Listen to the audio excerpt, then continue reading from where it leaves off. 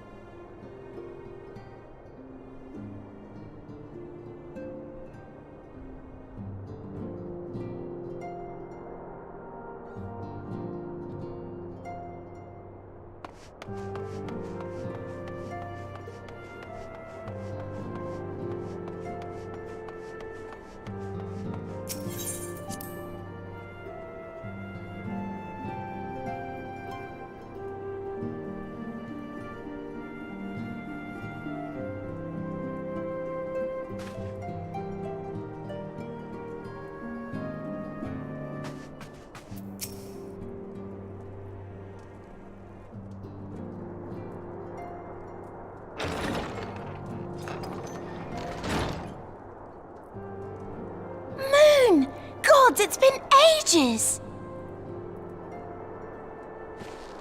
Oh, longer, sister. A joyous reunion indeed. Well, of course it is. Moon and I are like twin sisters. Save in appearance and aptitude.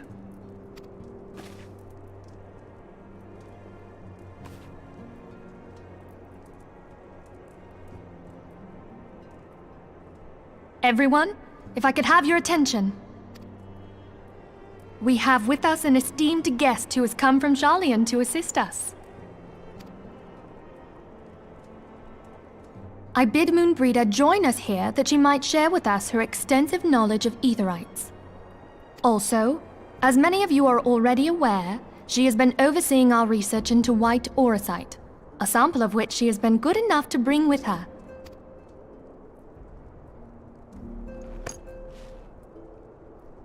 Well, I had to come, didn't I? You'd have to be bloody daft to turn your nose up at a chance like this. Where better to conduct my final tests than a land so steeped in ether you can taste it? 'Tis plain the passage of the years hath done little to dampen thy youthful spirits. And nothing at all to reform thy youthful manner.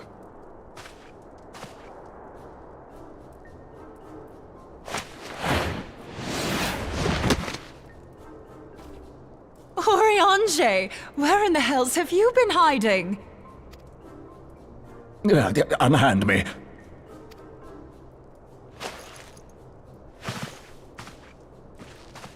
I come all this way, and that's what you have to say to me. I much preferred when you were pleading with me to drop everything and hurry to your side. What was it you said? None save thee can satisfy this need. Go on.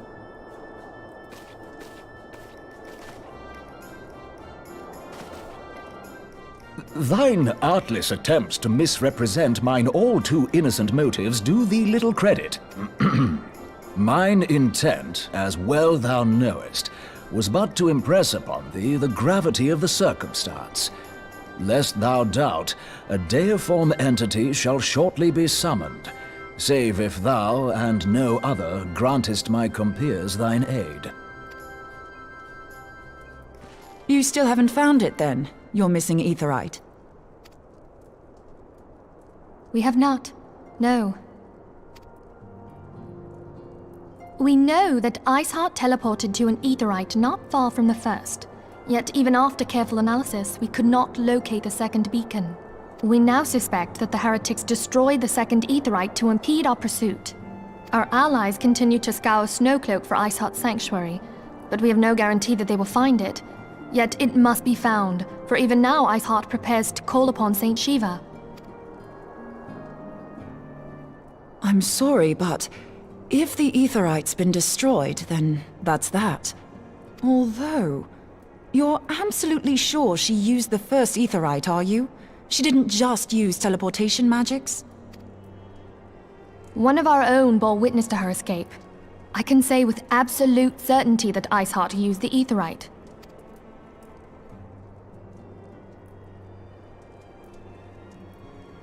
In that case, there might be a way, so long as the ethereal current is still flowing. Truly? How? We use the current to recreate the beacon. As you know, Aetherites are a bit like lighthouses. We use them to reconstitute our physical forms when crossing the ethereal sea. Without them, we'd lose all sense of direction and our essence would dissipate. However, we don't rely solely on these beacons. There are currents of ether which flow between them, currents which help guide us to our destination. Now, these currents will gradually dwindle away to nothing if an Aetherite is destroyed. But if even a sluggish flow remains, we could theoretically use it to direct a surge of concentrated ether towards the void left by the beacon, and thereby fill it up again. Like opening the floodgates to fill a dry riverbed. Though, correct me if I'm wrong, But would we not need a veritable reservoir of ether? In concert, we might manage to channel a sufficient volume, yet that is not my chief concern. To direct the flow of so great a volume of ether with the requisite precision would be a nigh impossible task in itself. I barely succeeded in facilitating travel to an unattuned beacon. That which you describe sounds considerably more difficult.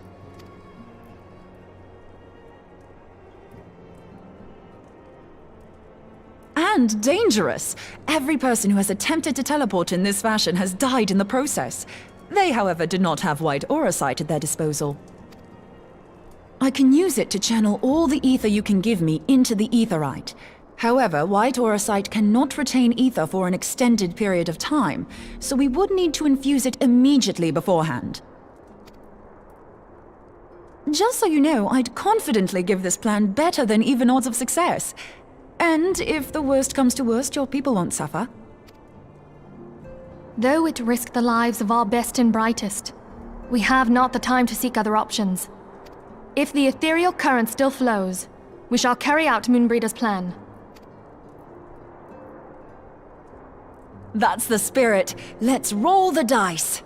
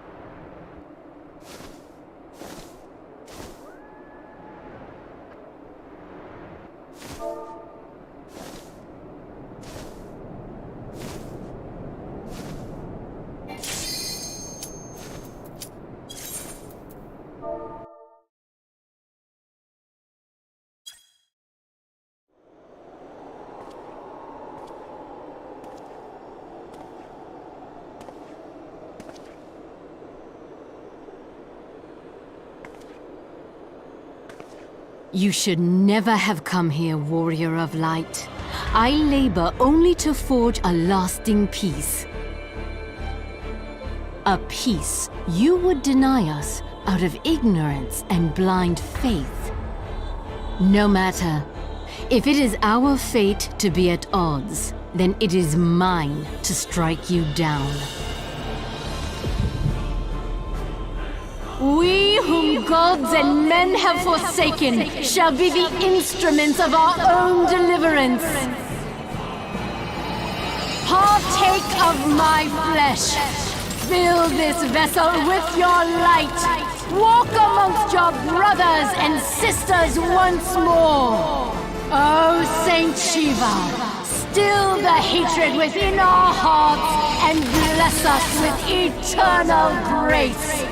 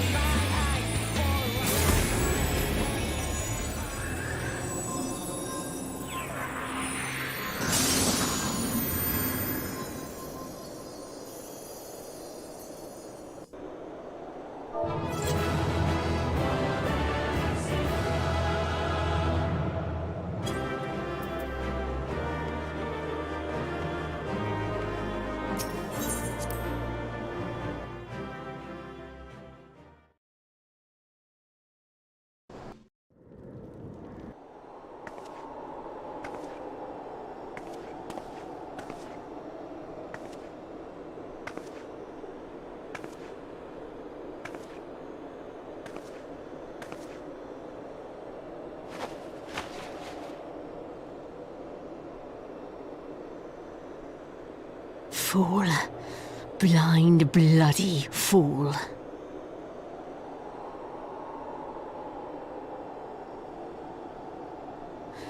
You, of all people, should understand the suffering war begets.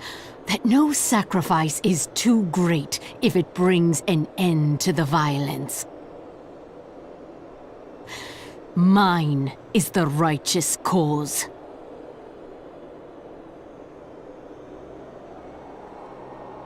You fight in a war you do not understand. A pawn of liars and schemers.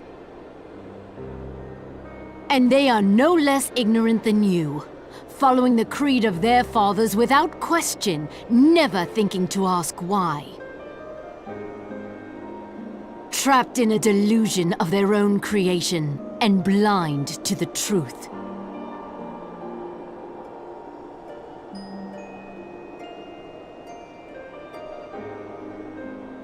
Warrior of Light, redemption is not beyond us.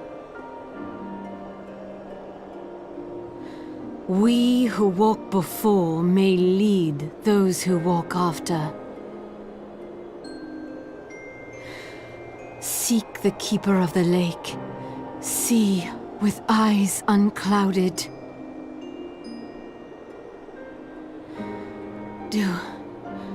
Do not squander Mother's gift.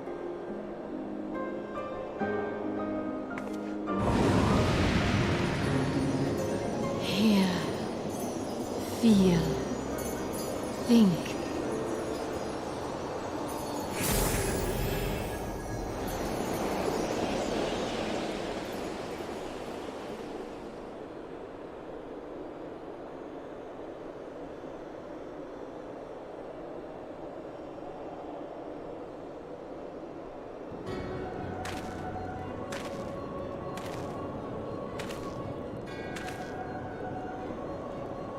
And so the vessel withdraws, a predictable outcome. Nevertheless, La Habrea will be pleased. How unfortunate.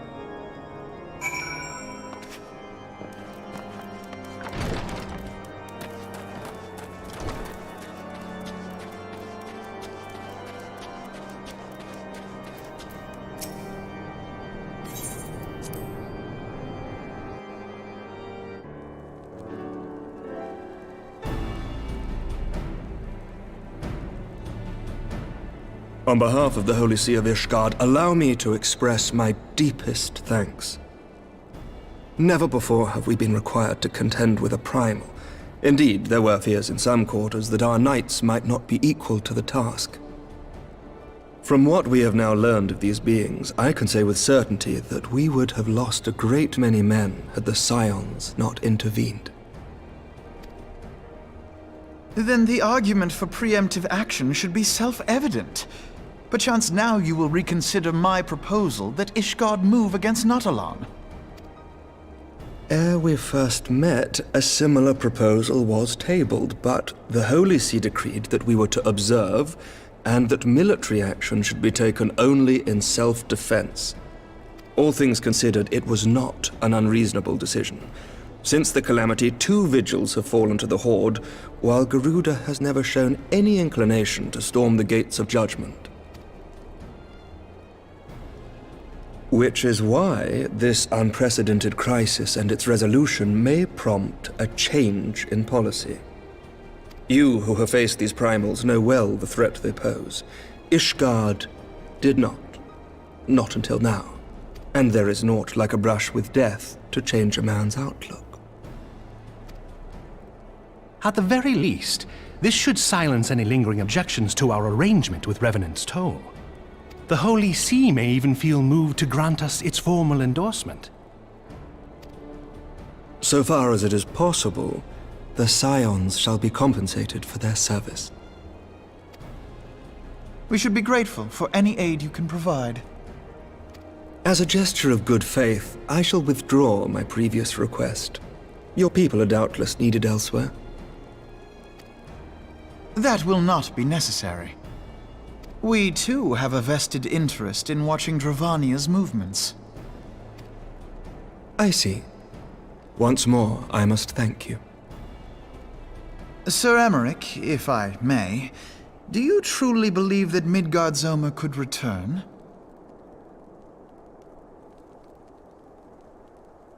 The heavens are a window unto truth, but those who interpret their movements are not infallible. I requested your involvement as a precautionary measure. But of course, you sought an excuse to compensate us from the first, mindful of what would happen if Revenant's Toll were taken by your enemies. Ishgard is not wont to aid its neighbors, but that does not preclude it from manipulating them to serve its own interests. Choose your next words carefully.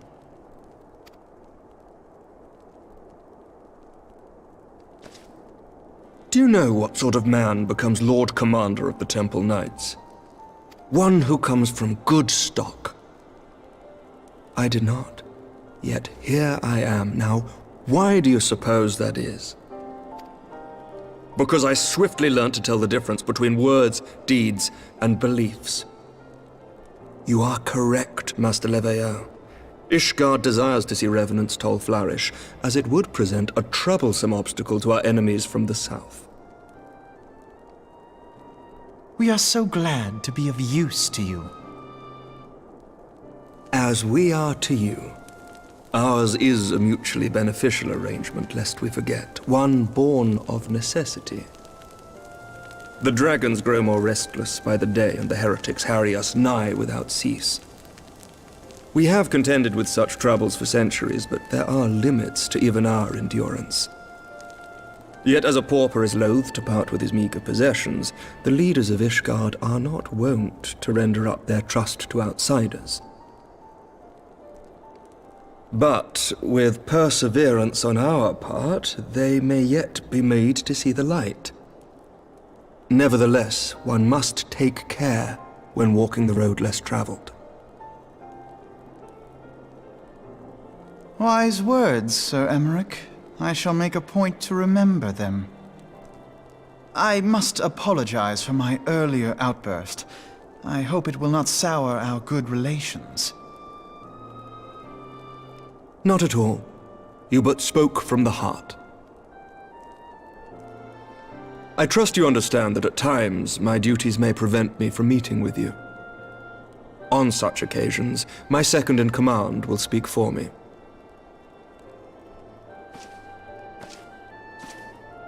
Lucia, at your service. Pray excuse our reticence.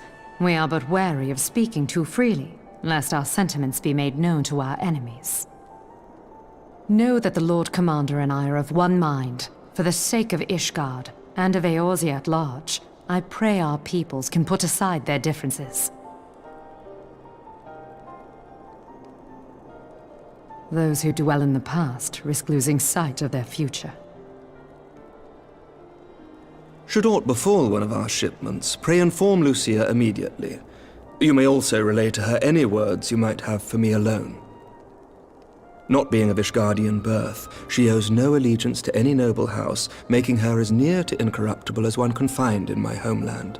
Suffice it to say, I trust her completely, and so may you. Which reminds me, Lord Orchefort, if you would be so kind? Certainly.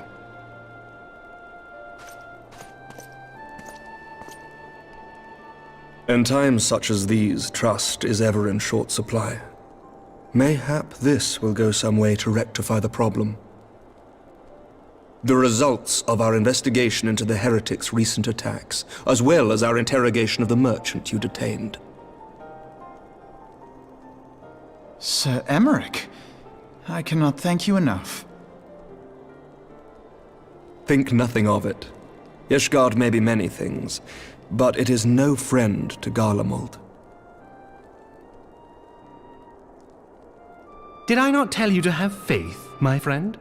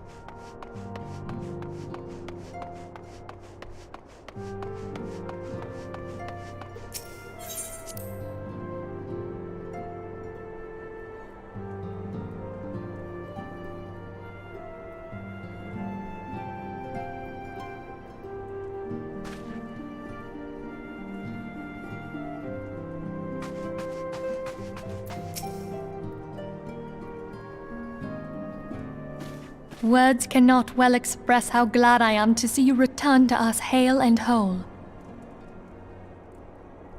Needless to say, I am most eager to hear your account of that which occurred in Curthis, assuming you're ready to speak of it. Excellent. I shall summon the others at once.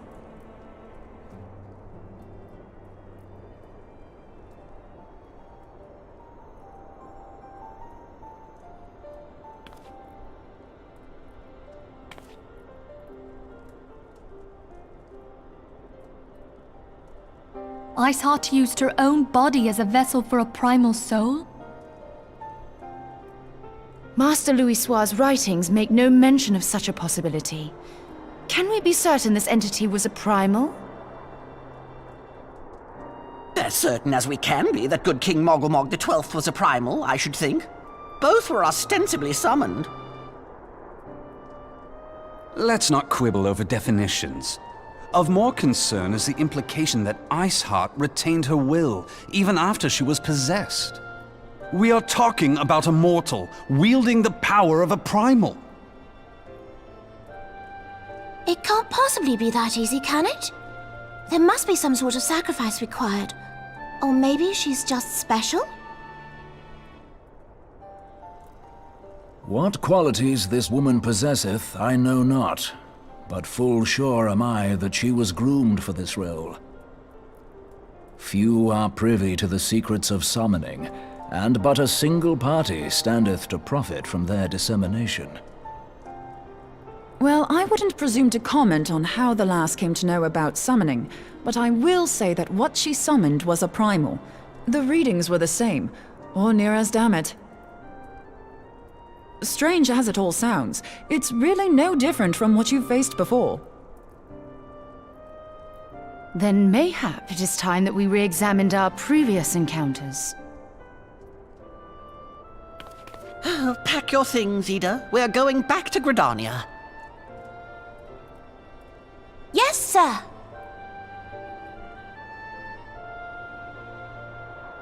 About Iceheart's final words to you.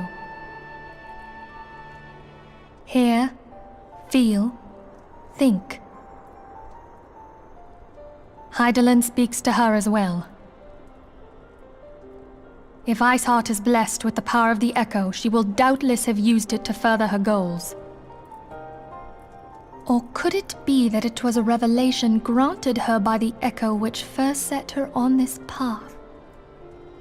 She did say that the Ishgardians were blind to the truth.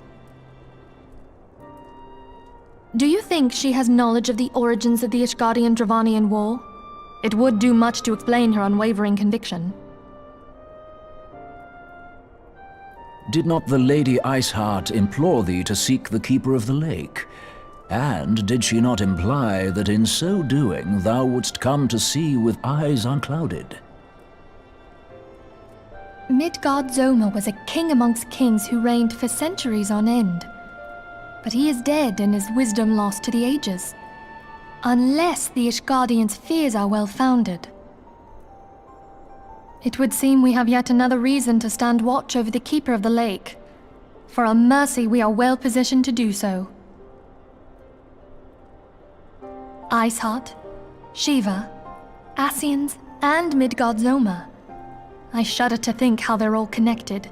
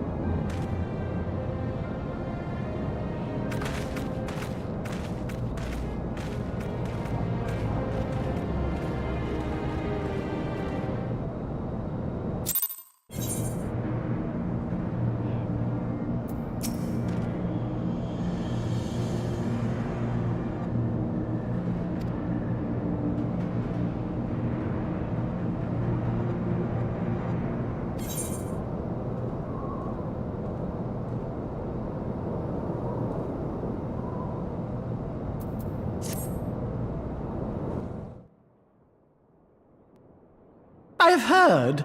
Truly bothersome business. No, I do not foresee a problem on that front.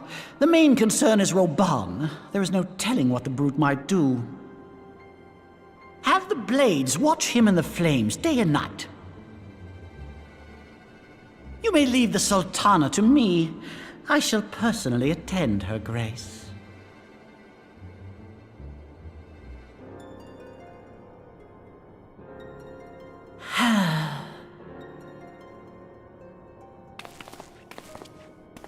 Sever one of the East Aldenard trade routes. That ought to keep Lolorito occupied for a while.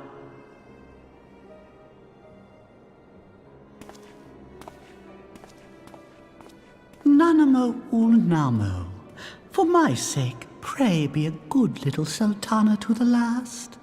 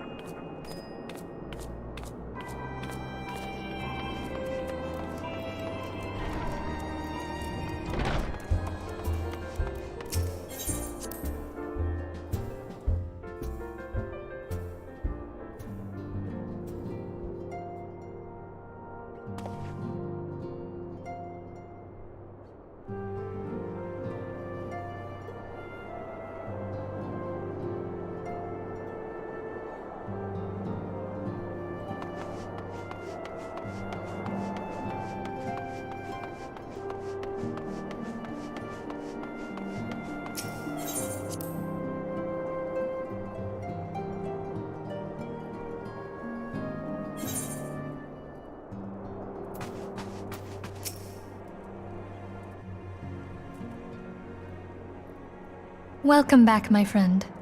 I have already received word from Alfino. To think that Flame Marshal Huayu was the Garlean agent. I know not what to say. Together with Robon, Eileen lent us much-needed aid at the time of our Order's founding. She was particularly passionate about the need to tackle the primal threat. When we discussed the subject, her eyes fairly shone with determination. Whatever else she may have been, I choose to believe that it was her true self with whom I spoke then. But now is not the time to dwell on such matters. I have an important announcement to make regarding our effort to defeat the Ascians. We shall begin as soon as everyone is assembled.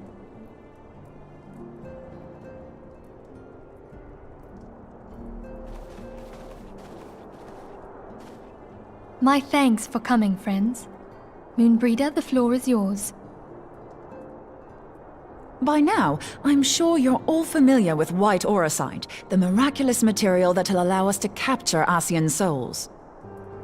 Back at Snowcloak, we verified its ability to absorb vast amounts of ether. Alas, it leaves something to be desired in the area of stability. The stone can only store ether for a short while before expelling its contents. In addition to auracite's inherent limitations, we must needs be wary of our enemy's strength. Our foe draweth upon an infinite wellspring of power. Even should we succeed in entrapping him, the stone will not long contain his wrath. Meaning that, if we want to kill the swine, we'll have to be quick about it. 'Tis our belief that an Ascian soul may be permanently undone, if smitten by a sufficiently concentrated burst of pure ether. The only trouble is, we can't say for sure how concentrated the burst needs to be. Without knowing how much ether an Ascian soul is composed of, we're basically guessing. Our sole clue lieth in thy struggle with La Habrea. During that encounter, Heidelin bid you forge what she called a Blade of Light, a weapon which took the form of a luminous stream of energy. Based on your description, we believe the blade with which you vanquished your foe was composed of ether. Admittedly, your victory proved ephemeral, as La Habrea was able to use a crystal of darkness to flee into the space that lies between our world and the void. The fact remains, however, that Heidelin placed the means to destroy the Ascians in your hands. Be that as it may, it would be unwise to assume that she will do the same when we next encounter such a foe. Quite so, my lady. We must needs find the means to forge our own blade of ether, one to equal that which Heidelin did benevolently bestow upon her champion. That is all well and good, but it seems to me that producing such a blade will require a prodigious quantity of ether. Whence will it come, pray tell? Oh, what if we had two pieces of white auracite?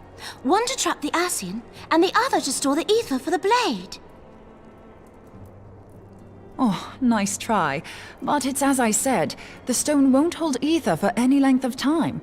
We'd still need to collect the stuff there and then, sorry to say. And therein lies the rub. Finding a way to create the blade whenever and wherever we choose. 'Twould seem more research is in order. I'm going to linger a while, perform a few more tests on the auracite. And I could do with some help. Urianger, why don't you lend me a hand? Mine apologies, but I am required at the Waking Sands. Lady Minfilia hath given me sole charge of the premises. 'Twould be unseemly to leave them unattended. Sole charge, you say? So you're basically alone there, then? Well, that settles it. I'll just have to come to you.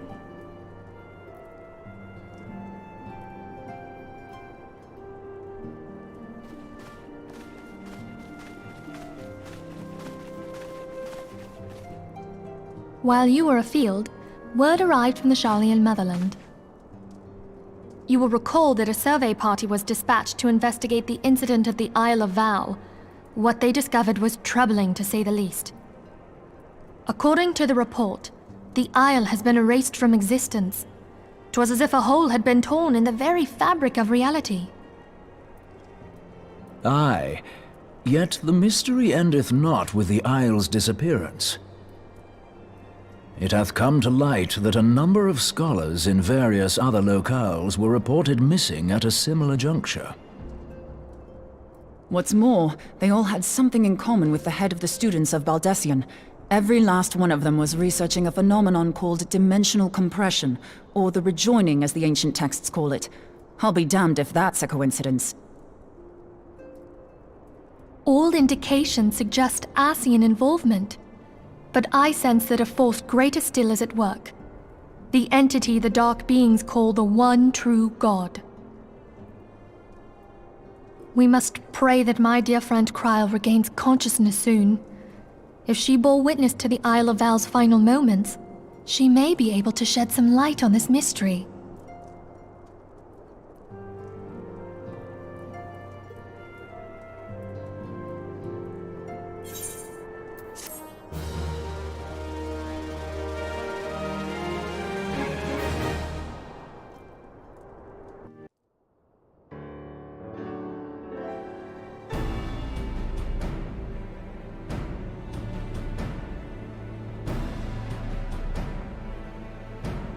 Following the calamity, the forces of the 14th Imperial Legion entrenched themselves in strategic locations across Eorzea. So swiftly did they accomplish this, it was suspected that they had received help. To think that it came from Huayu, my right hand. There is more. We have reason to believe that Huayu didn't deal exclusively with the 14th. She also answered to a higher authority in Garlemald. But this higher authority could not have been the Emperor. By consenting to the Media Project, Solus Zos Galvus showed himself to be more concerned about preventing the spread of primal influence than claiming Eorzea for the Empire. He would happily have seen the lot reduced to ash. We believe a number of high-ranking figures within the royal household were against the decision, but that they knew better than to oppose the Emperor openly. Of course, this didn't prevent them from making clandestine provisions, in which Huayu played a part. Alas, these provisions did not prevent Dalamud from falling, and the ensuing chaos changed the face of the realm forever. Yet Eorzea survived. To all intents and purposes, the Meteor Project had failed, and the Empire was left to rue its lack of a decisive means to eliminate the primals. Until, that is, it stumbled upon the Ultima weapon. Even before the accursed thing was dug up, it seemed to me the 14th had the might to overwhelm our weakened armies. Yet they chose to hide behind their walls. Why? The Black Wolf was wary of making the denizens of Eorzea desperate, lest more primals emerge to bleed the land. The discovery of the Ultima weapon, however, emboldened him to resume his war of conquest in earnest. But there was one in Garlemald who believed that Van Belsar's actions were premature. One who stood higher in the Imperial Army's chain of command. He ordered the Legatus to halt his advance, only to find that the Black Wolf had slipped its leash, and that the 14th now acted alone. In a bid to bring Van Belsar to heel, he used the agent he had planted in Ul'dah prior to the calamity to undermine the Legion's efforts. A man who outranks Van Belsar, yet opposed the late Emperor's decision to annihilate Eorzea. This could only be the former High Legatus of the Garlean army, now known as Emperor Varus Zos Galvus. So he was Huayu's true master. But one of several in actual fact. We've learned that even as Huayu served the Empire's interests, she sold Imperial secrets to a certain faction in Eorzea. In so doing, she helped to maintain the status quo, thus prolonging the conflict. Considering who stands to profit from war, it isn't hard to imagine who her other masters were. 7 hells! You mean to say that she was a double agent? Triple, if you consider her services to Van Belsar and the new Emperor as separate. As neatly as these pieces seem to fit, one aspect of the puzzle remains unclear to me. By whose will was the Marshal feeding intelligence to the heretics? And try as I might, I fail to see how aiding their cause would profit either her Imperial or monetarist masters. Could it be that another hand is at work here? If so, why you must be made to reveal whose it is.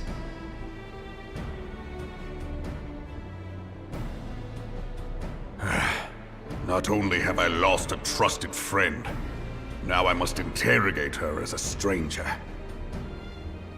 Not a pleasant task, I grant you, but a necessary one. Unless we weed out the ivy, root, stalk, and stem, it will simply grow back. I know that full well. Those closest to Huayu have already been detained, and I will question them alongside her. General, pray keep in mind that there may be unwitting abettors among them. All will be treated fairly. On that you have my word. Those who are innocent have no cause to fear. You have ever been a friend of truth, General. I hope the unpleasant task of weeding out falsehood will not detain you too long. Though it be for the sake of Eorzea, doubting one's comrades is poison to the soul. And with that, I take my leave.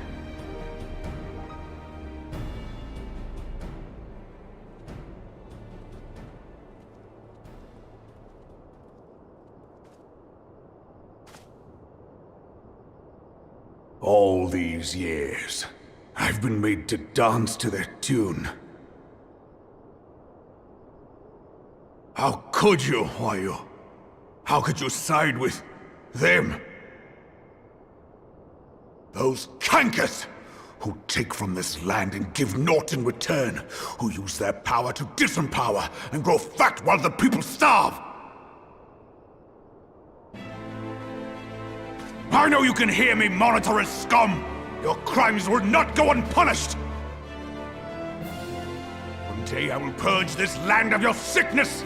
Before the eyes of the 12, I swear it!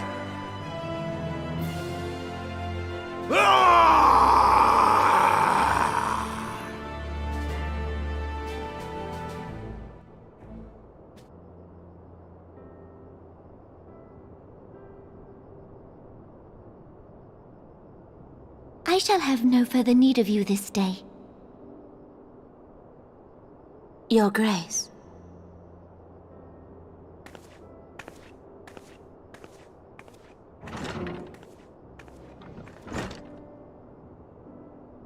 I fear that not even mine own chambers shall remain private for long. Has the situation grown so grim?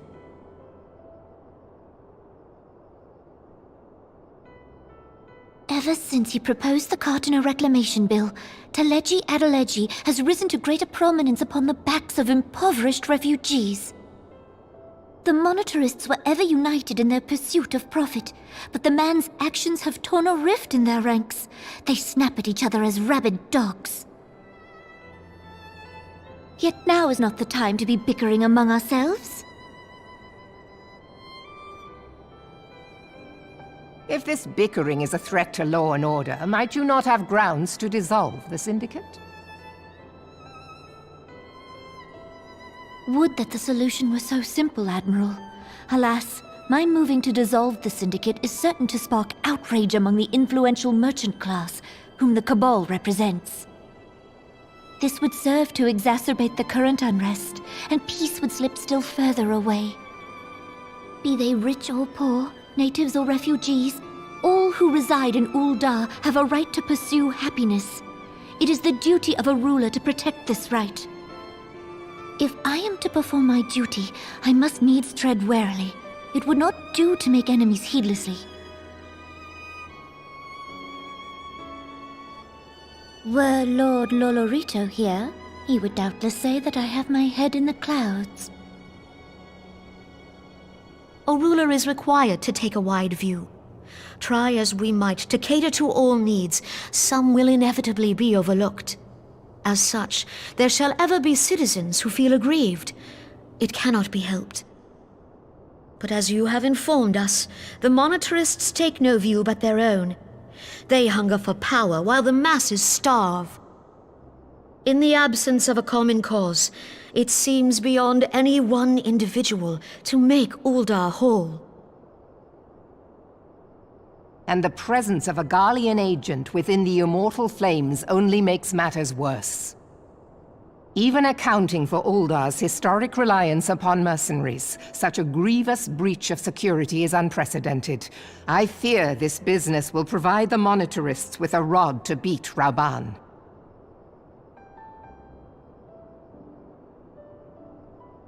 Eorzea can ill afford for the Immortal Flames to be dampened now. Ere long, the Garleans will turn their ravenous gaze toward our lands once more. If we are to resist their might, our nations must stand together. Yet for this to happen, our nations must be whole. Cannot be done to improve the situation in Uldar.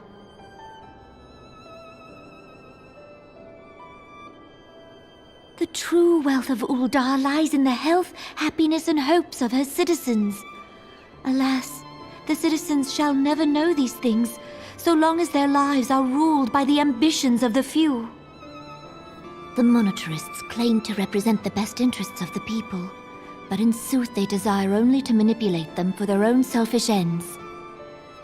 For the government to serve the people, it must be formed of the people. For Uldar to move forward, it is not only the Syndicate that must be dissolved.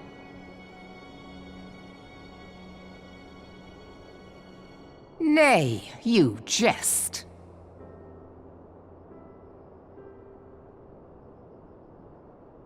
My friends, it was for no other reason than to make known to you mine intent that I requested your presence here. When I make my declaration to the people, chaos shall inevitably ensue. As the last monarch in the line of Ul, I make unto you this request. Help Rauban to preserve order and protect the people. Forsake them, and you forsake yourselves, for a strong Eorzea will ever have need of a strong Uldar.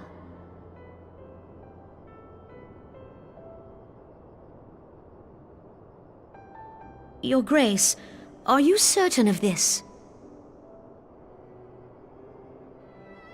There is no other way. When the time is ripe, the nation shall become a true republic. Both royalists and monetarists shall cease to be. Uldar will no longer belong to kings or queens or merchant princes, but to her people.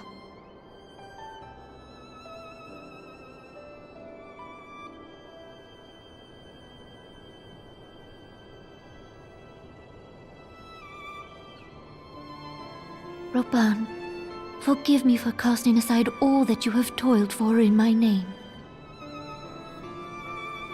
Beyond this gesture, I am powerless to help my subjects.